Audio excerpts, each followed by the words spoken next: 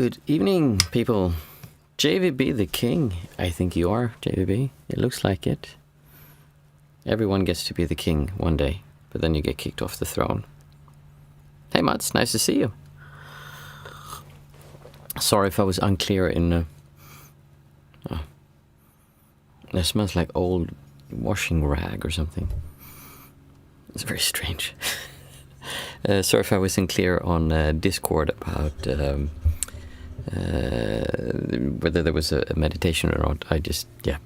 Sometimes when you write, you have it so clearly in your mind, and then you write it, but then when it comes out, it's like maybe not as clear to everyone else as it is to you.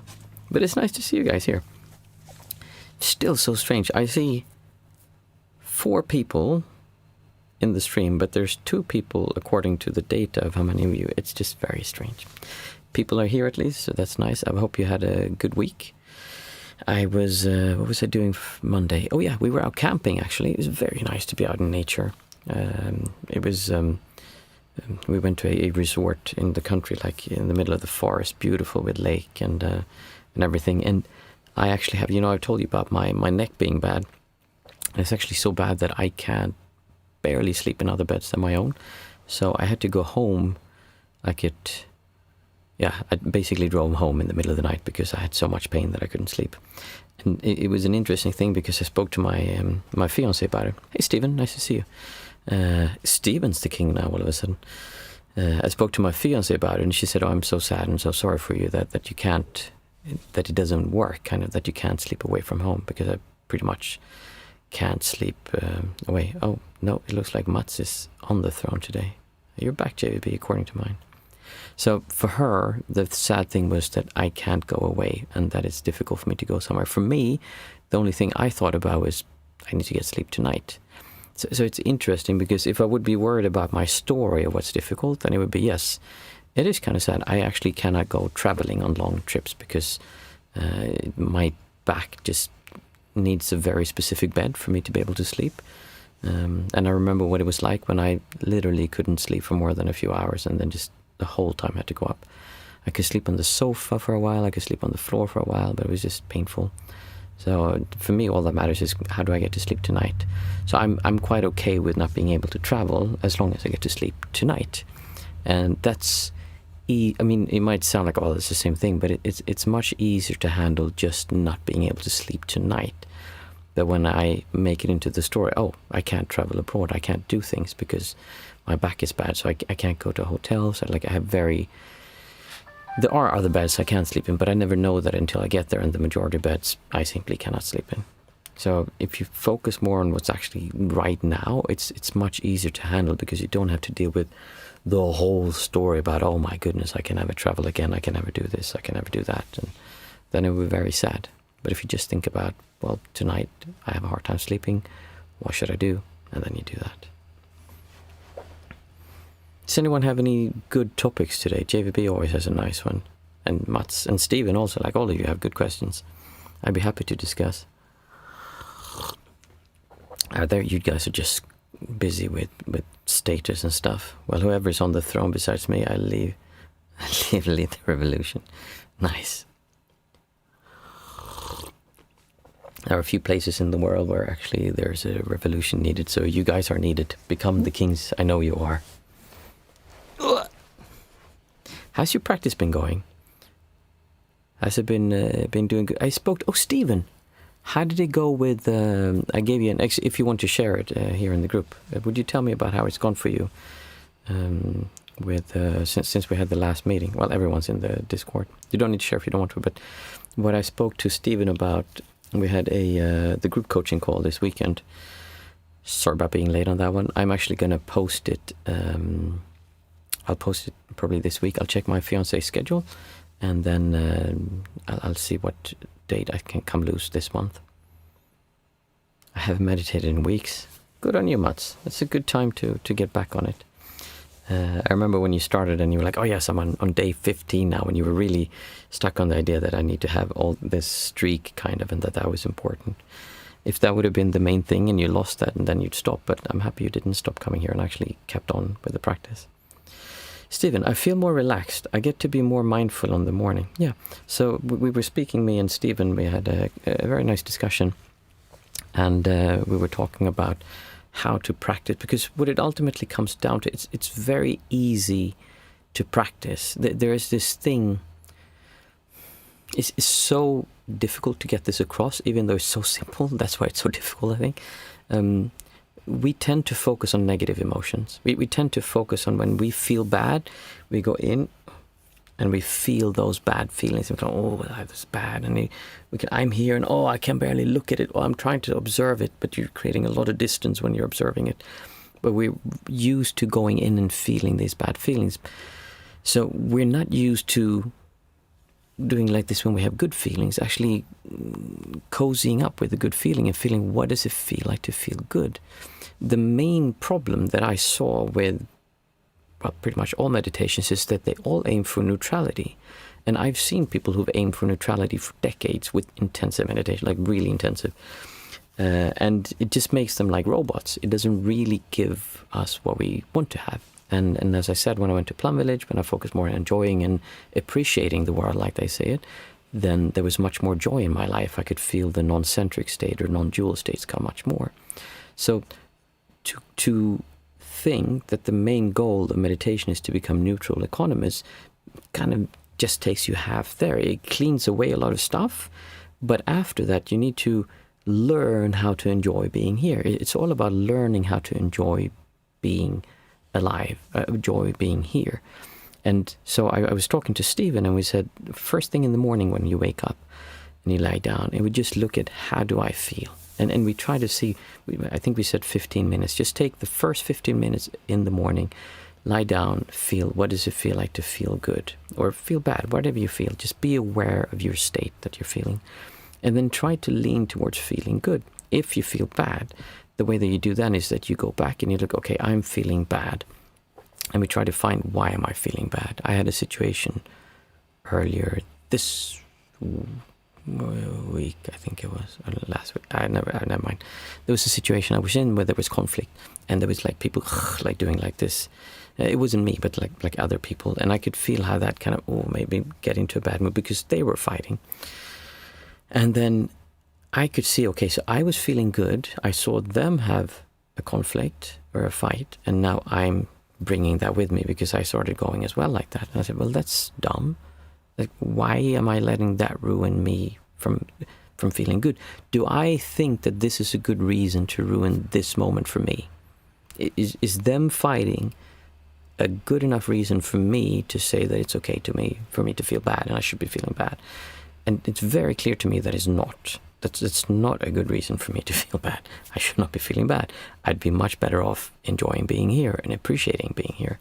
So when you can find the thing or the point that kicked you out of feeling good, then it's much easier to go back to feeling good. If you can find the thing that kind of kicked you out of it.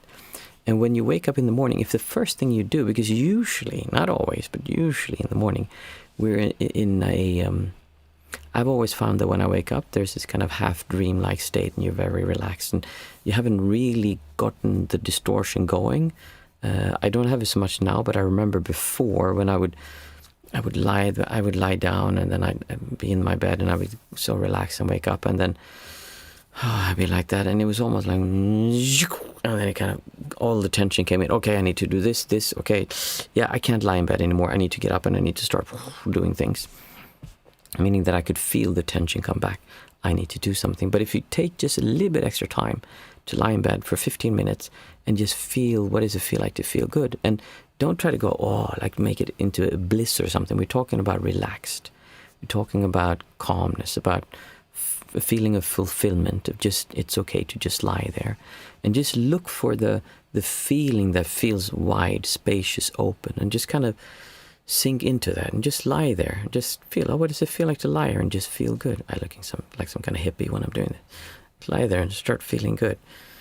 Sing Hare Krishna or something. And just enjoy the feeling of lying there. It's comfortable, and then until you're ready to get up. So doing that will get you in the mood of feeling good, of being towards the state of enjoying being here. And it really is a practice. So the thing that we came up with, Stephen, was that for the first 15 minutes in the morning, start doing that, because then you'll be aware what is happening. Ultimately, what we want to do is throughout the day, we want to be aware, what is my state of mind right now? Or my state of distortion would be better to say, but it's such a strange thing to say. And then when you feel that state of distortion, be aware of it and see, why did I start feeling bad? Usually it's because something happened, or it's just general anxiety, general bad feeling. That's okay. Don't fight it. Don't get upset. Don't go, oh, I should get away from this. Instead, wait until you eventually start feeling good again, and then you get used to feeling good, and then you kind of build up on that. So we're not trying to force away the bad feelings. We're not trying to kind of pressure a good feeling to arise. Instead, we're just allowing the bad feelings to be there and say, what does this feel like? And say that, you know what, this is a really shitty state to be in. Why am I doing this? Because no one else is doing this to me. I know I am the one creating these feelings. Why? Why am I doing that? What's the point in having me ruin my life because of whatever it is? Why not feel good and do something about it?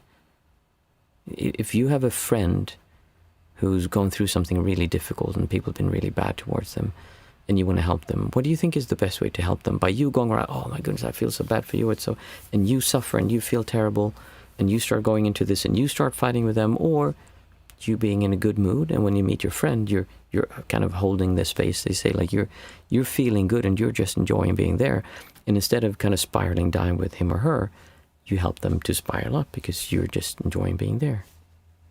And it's very nice to be around someone who's just okay with being there.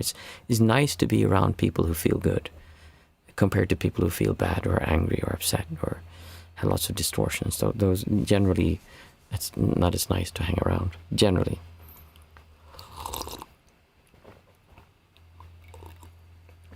I'm happy you tried it, Stephen.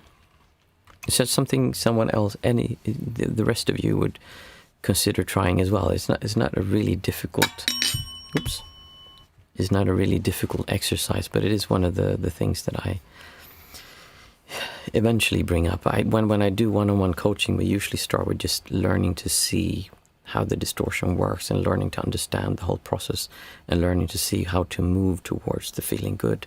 But then eventually there's more techniques for I see, JVB, I've wondered, am I the only American here?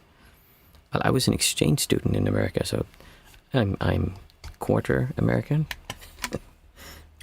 I know when I was in America, people were so happy to say, like, oh yeah, I'm Swedish also. Oh really? Yeah, my great-great-grandfather, he was also a Swedish person, or my mother's father's uncle, he's Swedish as well. So I'm half Swedish or something. They're very proud of their heritage. So I'm kind of American since I was an exchange student a long time ago, though.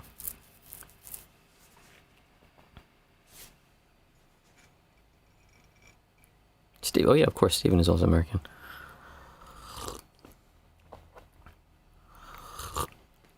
I think Mats is American also at heart, because I know he faked his citizenship and just so that he would be able to vote for Trump twice. So yeah, it's the same thing when. Hey Ben, nice to see you. British. Not sure I've seen you before, Ben. Or do I recognize that name? No, I don't. Does anyone have any topics you'd like to discuss? I'm just kind of randomly going off with the topic that came up. I just want to see if you were there, Mats. I highly doubt that you would, but if you were American.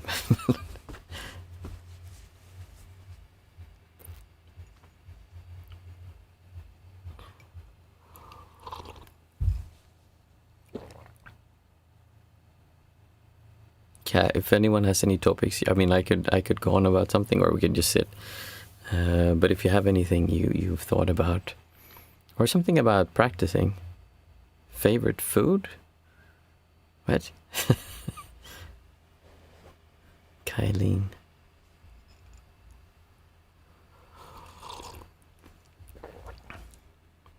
This is so strange. I'm seeing, well, there's at least 4 or 5 people here now, and I can see, according to my data, it's like 2 people, but you're obviously more than 2 people, and still I'm seeing 2 people in the stream. Yeah, I don't know what's wrong with it. Hey, Mindful Mama, nice to see you. Nice to have you here.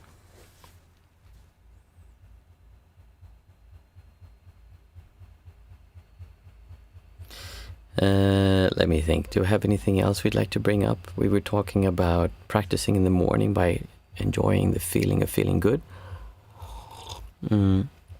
Another thing you can do is to, as I said, the main thing is to learn to recognize the feeling of feeling good, because we're so used to, especially in meditation, we were so used to observing feeling bad. We like to work with our dark sides and feel those bad feelings. I see what Much said. I went out for a walk today and noticed how much feeling joy is connected to letting out the inner child for me. Would you expound on that a little bit? Like, tell me more when you say inner child, letting the inner child loose. One of the things that happens when you feel non-centric, when you don't feel so much like, oh, I am here, everything else is out there, is that you feel more childlike, more kind of a child, just because as adults we walk, we know exactly what everything looks like, we know what everything is, we can even name the trees, we can name the material used in the lamppost, we have all this knowledge, we know how to relate to things.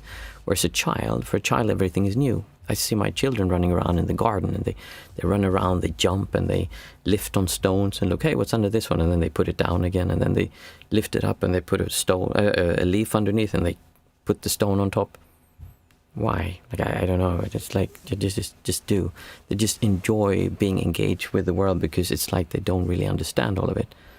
I felt like I was exploring the world. Yes, exactly. Not walking to get towards my goal. So when you start feeling more non-centric, it's very natural to become engaged with the world. I keep saying this, don't enjoy your life story, enjoy your life experience. And we have this thing where we, how should I put that? Where we,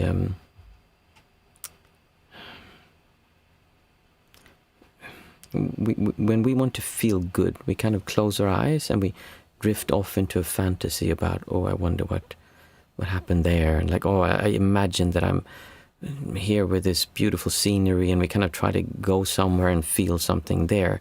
In other words, we're trying to imagine that we're somewhere else so we could enjoy that place. But we're actually not working on enjoying being here. In other words, just what does it feel like to be here? But when you do enjoy feeling being here, it's a lot like what Mats is saying. You start exploring the world around you because it's here. Everything becomes interesting. It's engaging to be here, and you're kind of like, wow. When you look, and many times what I notice, we have some towels in our bathroom, and when I walk in and I go, wow, they look really colorful today.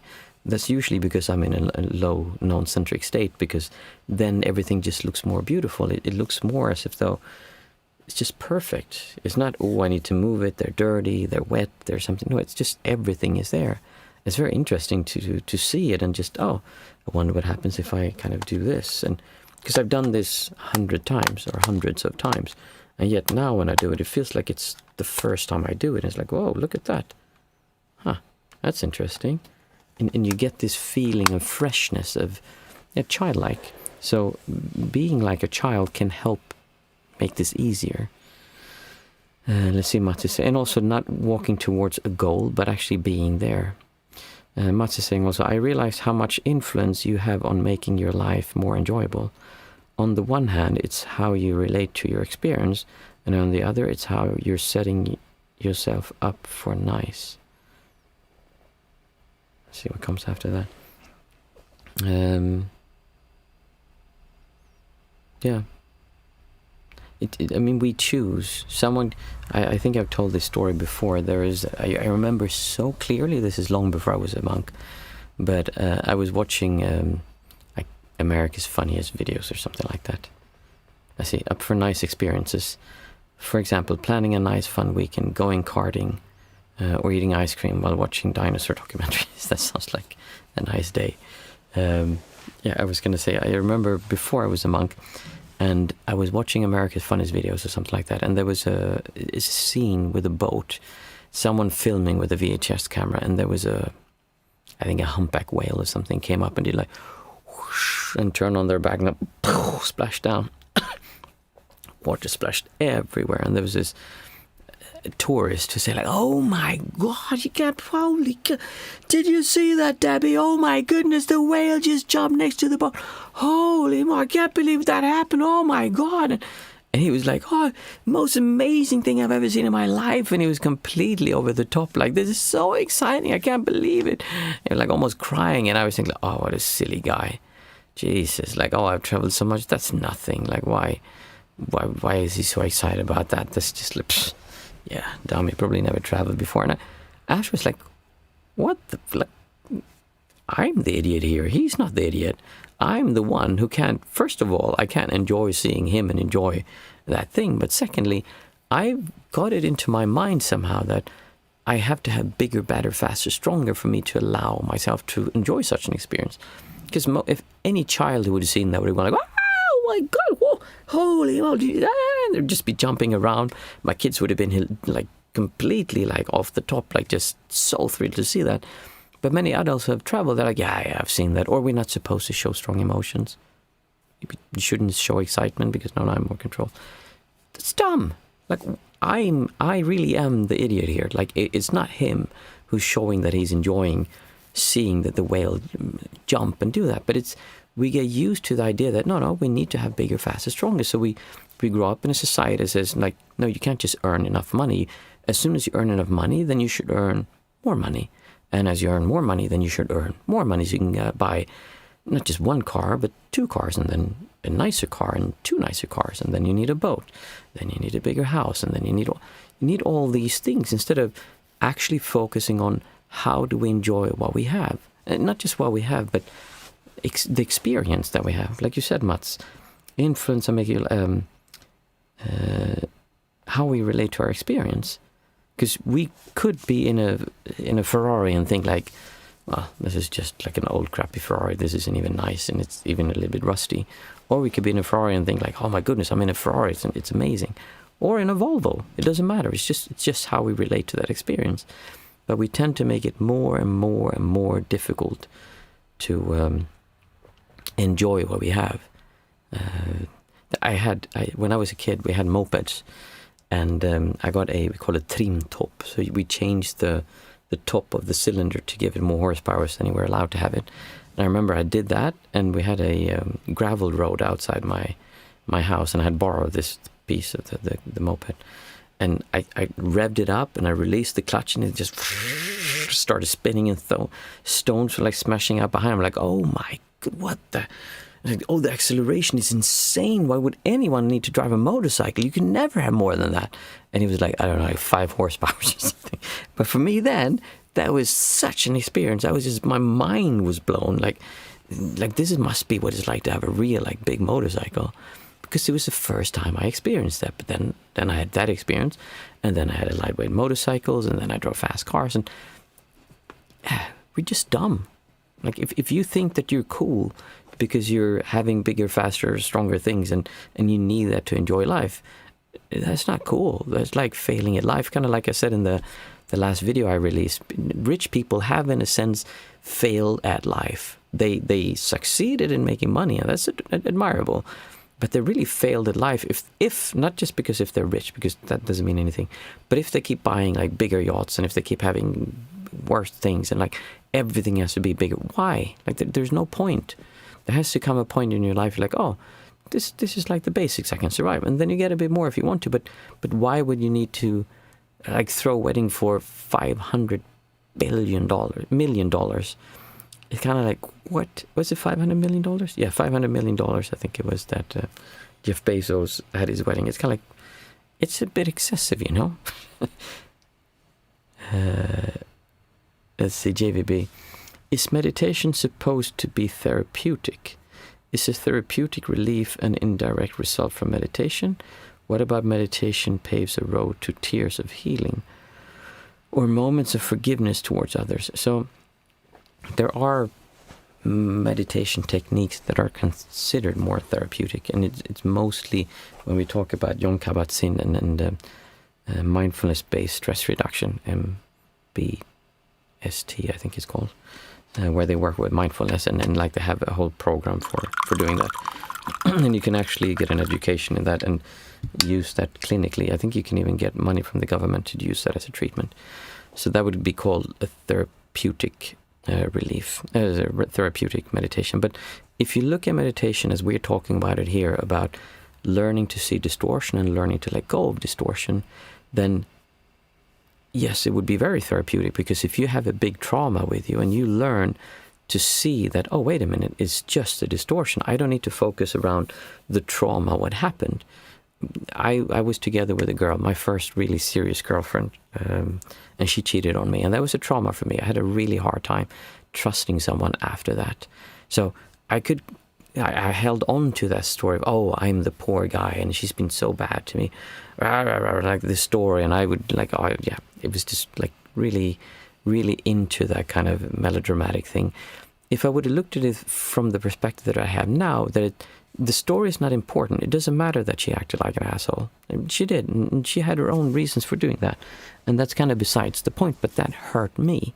Instead of trying to come up with all these reasons behind and like everything, I can just see, hey, this is a really uncomfortable feeling. I feel like I cannot trust someone because I feel all this distortion. When I feel that distortion, this bad feeling, I notice that as I do that, I tend to act out towards the girlfriend I'm with now because I don't trust her. I might get angry with her for something that she like had no ill meaning. In other words, I can see that the distortion is creating actions from me that are not me doing those actions. It's my trauma that is making that come up. So if you would look at it from that perspective, it can be very therapeutic. And absolutely, when you release tension or pressure or distortion, there can come tears. So paves a road to tears of healing. I'm not sure if that's an expression that's used somewhere, but yeah, sure, why not? Or moments of forgiveness. When you stop feeling this strong distortion, many times you become much more forgiving, because then all of a sudden it's, oh, you know what? Yeah, that I don't like what you did, and I can feel that when I let go of that distortion, I can also see, you know what? Maybe I wasn't the best person here either. Maybe I was partly to blame here, but as long as you're locked in this is me, this is you, like that, there's so much distortion. But when you drop that, you can see, okay, I don't like what you did, but I can also see that the reason you did that probably had something to do with me being an asshole also. But you couldn't see that before, because then the pressure was just like overwhelming. So for sure, like I don't see anything that goes against what you said there, JVB. Stephen, do you feel Buddhism is less effective in the Western world where everyone desires fast results? Effective, first you have to think of effective for what. I think Buddhism has become a religion where it's more personal development than what it was set out to do from the beginning, which was overcome all suffering. I don't see that it does that anymore, but it's become more a way of living life that is beautiful and that is very nice, and that helps the planet feel better in general, and will help you also to feel better.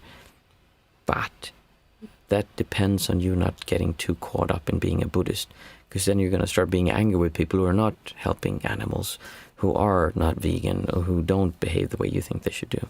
So those things are good, but you can also get too married, too caught up in the belief that your actions are that important thing, and that people who don't share your actions or beliefs are bad people.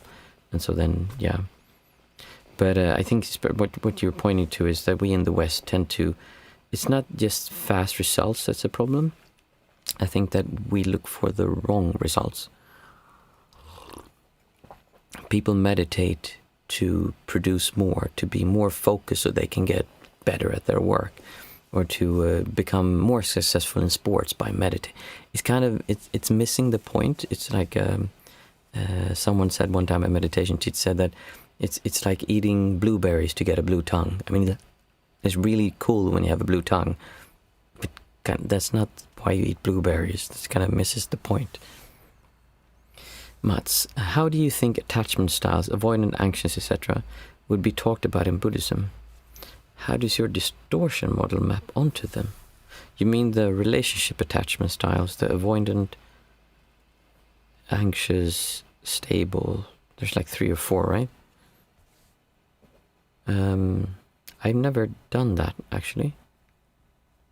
But I mean, avoidant and anxious, both of those have to do with distortion. They're just polarity of that. The nice thing when you start looking at distortions or pressure towards the world around you, you kind of like the model you use becomes less relevant, because it's just a matter of focusing directly on the feeling. All those models, they talk about thoughts, and they're trying to create a like an image of it, or a thought that can explain a story. So being anxious, if you have avoidant attachment style, that's a story, like you're avoiding and you have all these thoughts. I'm saying just skip all of that and you say you have distortion problems. And that would be the same if you're anxious, avoidant, exactly, etc. It's just the same problem. The ones that don't have so much, it would be I think they're called the stable ones, which are awesome if you're one of those, or if you're together with one of those. They basically have much more stability in themselves, so they have less distortion in themselves. And being with someone who has less distortion is just nicer to be around. Again, the stories, I don't focus on the stories, because you can take that distortion and put it into perspective, and then someone likes that story and they go, oh, I can relate to that, and then they can let go. I'm trying to take away all of that and focus on the thing that the story is pointing to, which is the distortion. That's where the stories point to.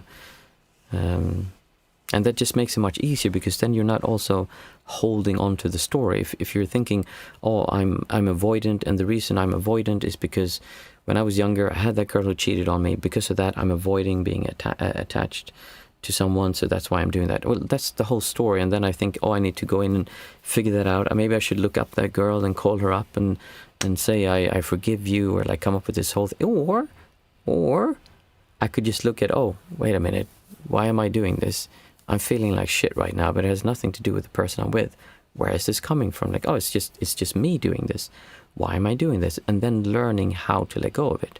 Like I said, a big part of that is getting familiar with what does it feel like to feel good, and get comfortable and stable with feeling good. Because then when you get kicked out of feeling good, it's kind of dumb to feel bad. It's kind of obvious that it's dumb to feel bad, and then you have an easier time choosing to feel good. It sounds so simple that it's silly, but truly, when you start doing this and really do it more regularly, it is.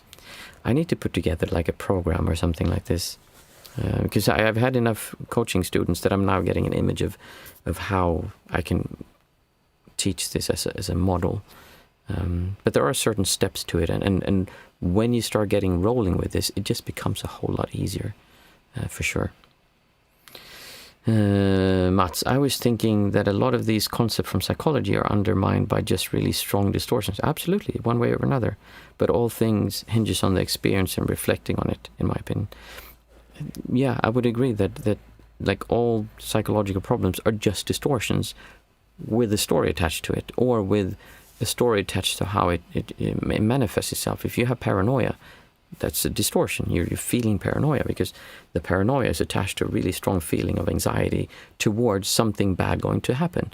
In other words, you tell the story of why you feel the distortion, and that is true. If you have paranoia, then that's like a valid description of what's happening. But instead of trying to deal with all of that, you can just work directly with the distortion and learn to focus more on enjoying. And it doesn't really matter what it is the problem is.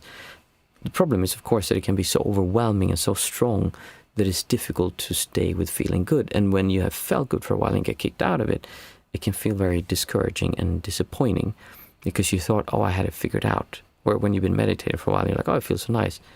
And then you get kicked out and you kind of, oh, I'm probably bad at this because otherwise I would have been able to stay there. Or I thought I had figured it out. Mats, all these concepts are useful in explaining common behavior, but the root of that behavior is the emotion, which is often caused by. So yeah, I agree, and it's as long as that's kind of the thing that I'm trying to differentiate myself with. Everyone talks about it the way that you're describing, Mats. Everyone talks about these stories, and they make sense. I'm just saying, hey, there's another way that we can do this, which is much simpler, because you don't need to go into all the details. You just focus on feeling good. And there are certain things you need to do to get to the point where you can do that, but it's really not that complicated. You just need to have patience, and you need to change your time perspective.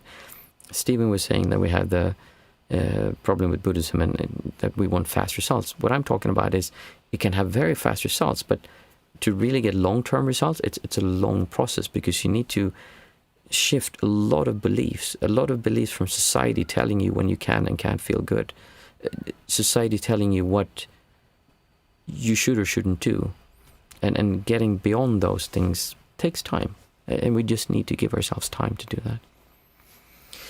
Okay, really nice discussion. Thank you, everyone who brought up all the good topics. Like I said, it still surprises me sometimes how simple this is, but how incredibly difficult it can be to do in the beginning. But once you get better at it, it's just that the periods when it goes down becomes shorter, and you instinctively gravitate towards feeling good when you realize that, hey, I can do this. Like Mats, when you were out walking, if you could take a walk every day and learn to where the next time you take that walk, to really learn to feel, what does it feel like to feel good? We just tend to go, oh, I feel good, and then we're engaged with the world around us. We're not really thinking about, well, what does it really feel like to feel good? And then you see, oh, when I feel like really intense joy, actually that's like a feeling of distortion in that also, but especially out in nature when you're calm and just enjoying, then there's this feeling good and appreciating the world around you, and there's this calmness. It's not, oh, I need to take up the phone. If you feel the need to take up the phone, try to not take it up. And see, there's a distortion there. The only reason you want to take up the phone to take the photos is because you have a distortion. Cool. So for those of you who are new, we chat like this a little while before, according to the image I have on before the stream starts. We apparently talk for 5 minutes, but I think that my clock is probably broken. And then we do the 5, 4, 3, 2, 1 method. After that, today's Thursday, so we're just going to sit together for 20 minutes. There's no guided meditation. So the 5, 4, 3, 2, 1 method is a way of coming back to our senses and just experiencing the inputs from our senses. We're not going to go into it too deep today, but just say out aloud 5 things that you can see, 4 things you can feel, 3 things you can hear, 2 things you can smell, and 1 thing you can taste. And we'll do this together, and after that we'll sit for 20 minutes. So, I can see this remote control. And when I look at it, I can see the little stain here, I see the reflections, the curvature, the surface. It's just enjoyable to look at. Kind of like when there's no real difference looking at this compared to looking at a tree in nature. It's just that we've been kind of habituated towards, oh, I should enjoy the tree, but not this. And it is easier, generally speaking, to enjoy looking at the tree. But there's no reason why it shouldn't be just as enjoyable to look at this. And when you're non-centric, it pretty much is. I can see a extension cord. I see a star. I'm looking in a mirror. I see a impact screwdriver.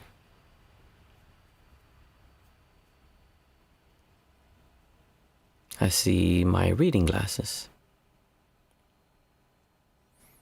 5 things that I could see. Next we take 4 things that we can feel. I can feel itching on my nose. It's like itching everywhere here. I vacuumed in here just before, so I think it's the dust coming up. I can feel my woolen sofa.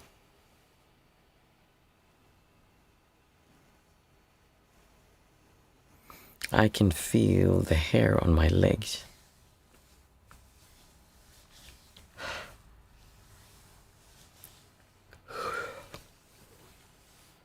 I can feel the warmth of my tea.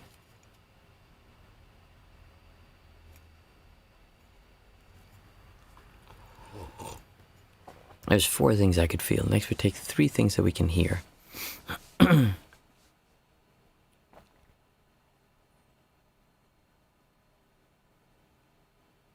I hear someone talking outside.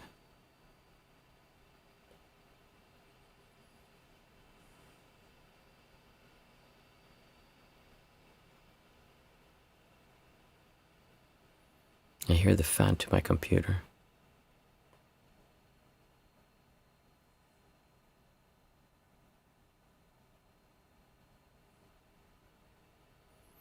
I hear someone either jumping on something or someone banging on something. There's 3 things I could hear. Next we take 2 things that we can smell. I smell rubber.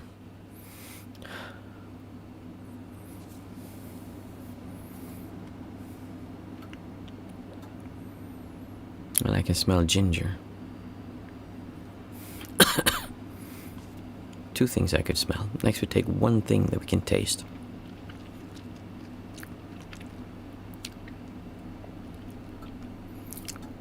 I can taste sour cream.